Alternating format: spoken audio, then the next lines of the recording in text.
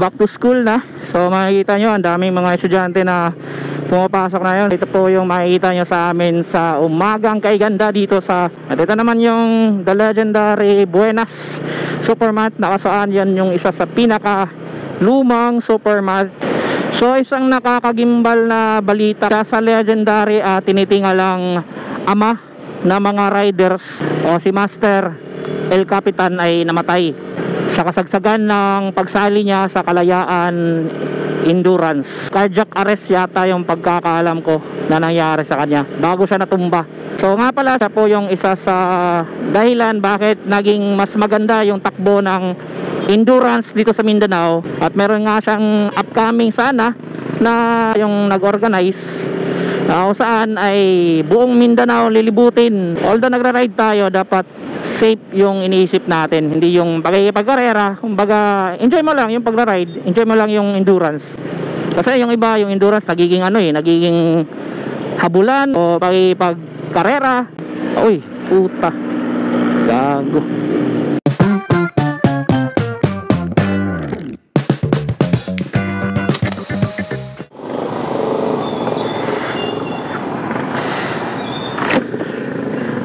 Good morning mga amigo, mga amiga.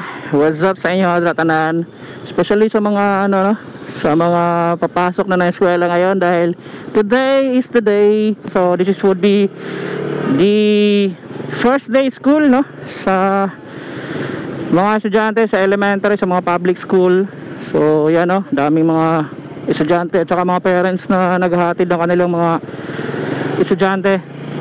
So ako, next week siguro yung klase ng aking little Kowa. So hatid sundo na ulit tayo nito sa aking first ever baby boy na si Kowa, no. Daycare, panoon ako ang anak. Yun, isa parent obligation. Dahil ako yung walang trabaho sa ngayon, so ako yung magbabantay at maghahatid sundo sa aking anak. So ewan ko lang kung anong magiging reaction ng aking anak sa first day school niya.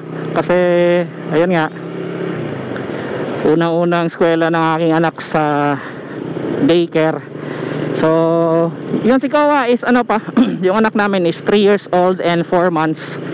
So excited din ako kasi para makita mo yung anak mo. Kasi kagaya noong una, nung tayo pa ay unang-unang pumasok sa eskwela, is meron tayong mga memories na mga ganun, no? So sa kanya bilang ama excited din tayo, no? So ayan, good morning po dito sa Tagum City. So ito po yung makikita nyo sa amin sa umagang kay ganda dito sa Palm City of the Philippines. So Tagum City is the Palm City of the Philippines. So ito po yung old cathedral dito sa amin. Dito tayo sa kanto, diretso tayo ng Mako kasi yan, sundo ulit tayo ng aking wife kasi andun sila, doon sila natulog.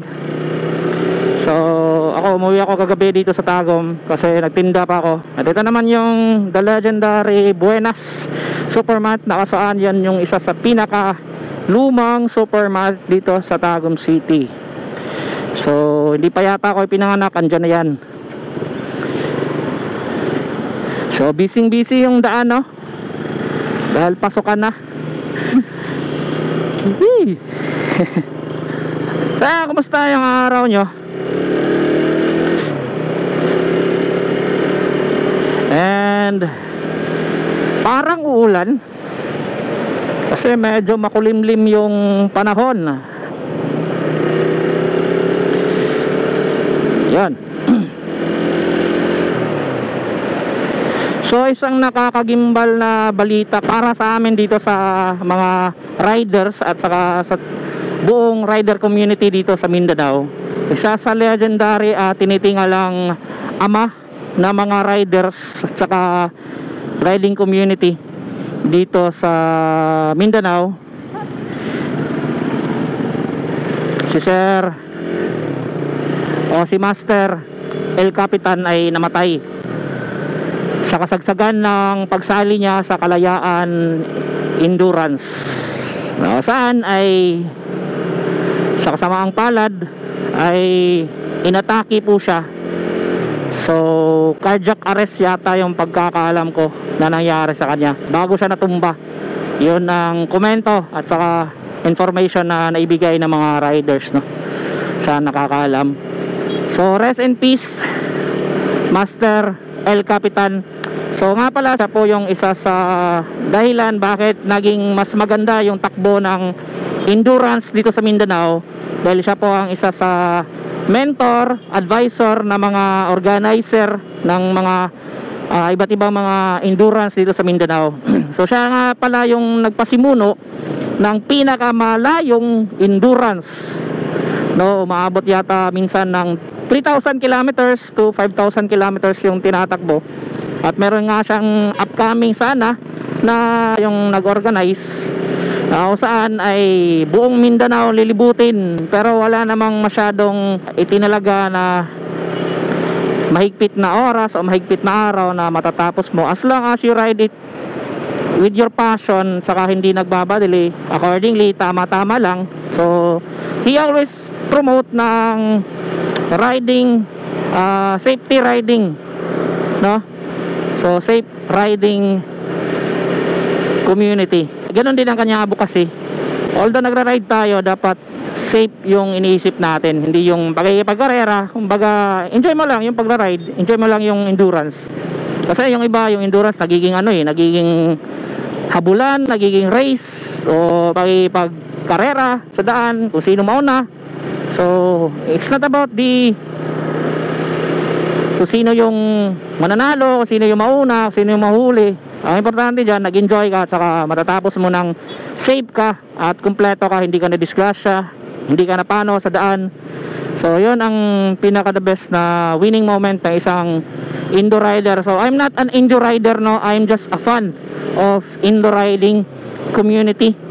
So nanonood talaga ako. Sarap siguro sumali, pero it's not my hindi ko yun trip, yung ganong pagsasali ng mga ganyang endurance, no. So masulso ko yung chill lang. So baka nga someday maisipan ko ding sumali sa ganyan, pero no, it's not my type or it's not my trip na sumali sa mga ganyan. Kasi nabumutabbalag lang ako, yung parang pangpalipas lang oras at saka papawala lang ng stress, motor, punta sa mga iba't ibang mga lugar na kung saan ko gusto, basta may pera lahat, may panggas, okay na ako doon. So ayan, good morning again sa inyong lahat dyan. At saka ayun, how's your Father's Day kahapon? Mga amigo, mga amiga. So Father's Day kahapon, at saka marami yung mga nagse-celebrate. So dito sa Tagum kahapon, buong araw, alas 6 ng umaga hanggang alas 6 ng gabi ang brownout. So grabe, no, ang haba ng brownout ng Tagum. So talagang sa Father's Day pa nga, kaya ako nung pag brownout mga alas 9 punta ako ng Mako, dahil naghatid kami ng patay kasi namatay yung pinsan ni Papa. So papa ng asawa ko, pinsan ng papa ng asawa ko, so namatay. Kaya ayun, naghatid kami ng libing.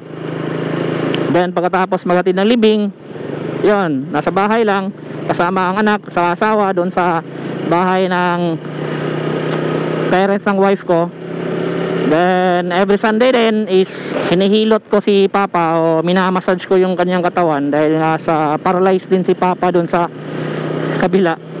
So mild stroke si Papa. So every Sunday ako po yung nagmamassage or naghihilot sa kanya.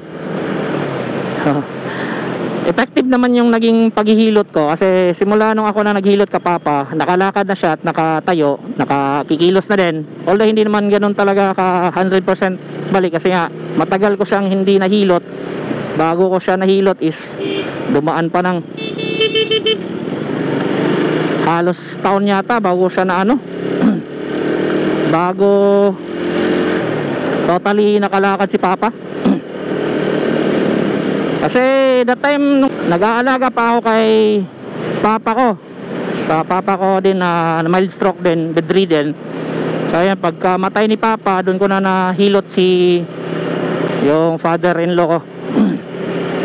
So thank God, nakalakad na at saka nakakilos na at hindi na din ganun kalala. Kasi mahirap ta. Alam ko naman kasi yung hirap ng sitwasyon ng isang mild stroke patient, kasi yung papa ko halos 3 taon ako nag-alaga. Hindi lang noon, kasi yung una is hindi naman ganun kalala. Pangalawa, na mild stroke si papa sa left side. Ayun, ako din nag-alaga halos 1 taon. Then na balik kasi sa massage at sa hilot lang din. Then tapos yun, yung pandemic, yung papa ko na mild stroke sa right side naman. So ayun, hindi na nakabawi dahil nga sa dalawang side ng katawan ni papa dumaanan na ng pagka-stroke. So medyo mahina na din si papa. Kaya yun, bedridden. Kahit i-massage ko pa at hilutin, mahirap nang talagang maano. So yun lang, kaya doble ingat po tayo sa ating katawan, sa sarili natin. So again, rest in peace or ride in peace, Master El Capitan. So iniidolo ko din yun in terms sa pag-manage at pag-organize ng mga endurance, no, dito sa Mindanao. Siya ang isa sa haligi ng endurance dito sa Mindanao.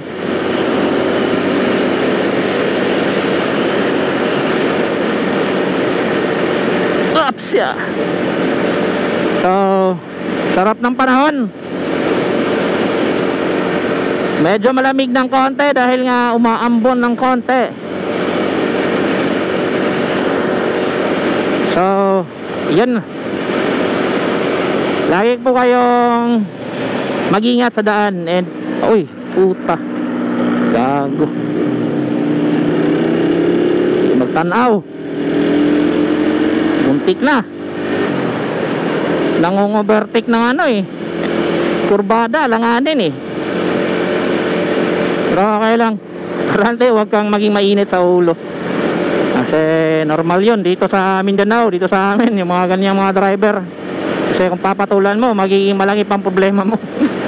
So ayan, good morning again sa lahat po ng mga followers and subscribers ko, and hopefully nakakapanood kayo palagi sa aking mga videos. And sana nga someday magkaroon tayo ng mga sponsors sa helmet, sa kung ano-ano. Willing naman ako mag-promote as long as yung hindi lang tayo binibigyan ng ng quota. Kasi mostly sa mga ganun may mga quota, may mga gusto ko kasi yung lang, ay walang basta ipopromote ko lang.